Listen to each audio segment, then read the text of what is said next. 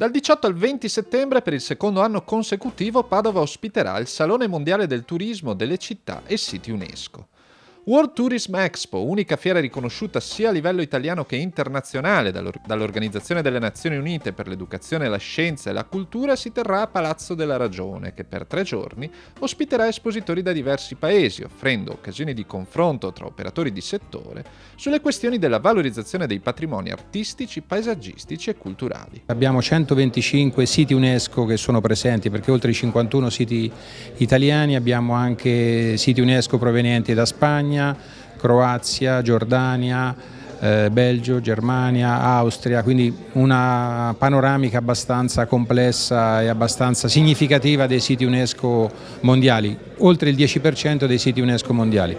Oltre alla parte espositiva abbiamo un workshop che si terrà nella giornata del 18 settembre, che è il primo giorno dell'evento, durante il quale portiamo 150 tour operator provenienti sostanzialmente da paesi europei, ma anche da Giappone e da Stati Uniti, con appunto lo scopo di incontrare l'offerta turistica presentata dagli operatori dei siti UNESCO. Un grande evento internazionale di promozione per sensibilizzare il mondo politico italiano sull'importanza di tutelare e valorizzare l'immenso patrimonio presente nel territorio nazionale. Non è giusto e non è più sostenibile che la conservazione, la fruizione, le politiche di valorizzazione siano solo ed esclusivamente sulle spalle delle comunità locali nei quali appunto sono ubicati i siti UNESCO.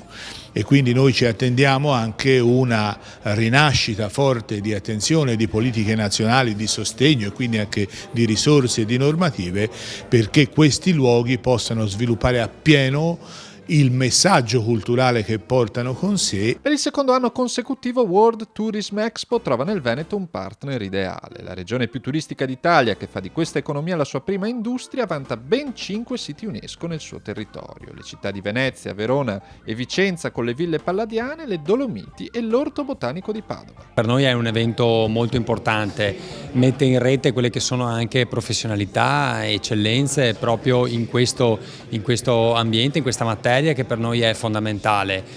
L'Italia ovviamente è uno dei paesi al mondo che più ha siti riconosciuti dall'UNESCO e il Veneto ne ha in particolare 5. Su questo si aggiunge un altro progetto importante che sono i progetti di biosfera sul parco del Delta del Po, quindi lei capisce che tutte queste cose messe assieme fanno sì che la regione, promuovendo tutto ciò a livello internazionale, porti a circa 65 milioni di presenze in Veneto, prima regione a livello italiano. Quindi su questo noi continueremo a battere, perché è un patrimonio per noi fondamentale non solo dal punto di vista umano ma anche dal punto di vista turistico-economico.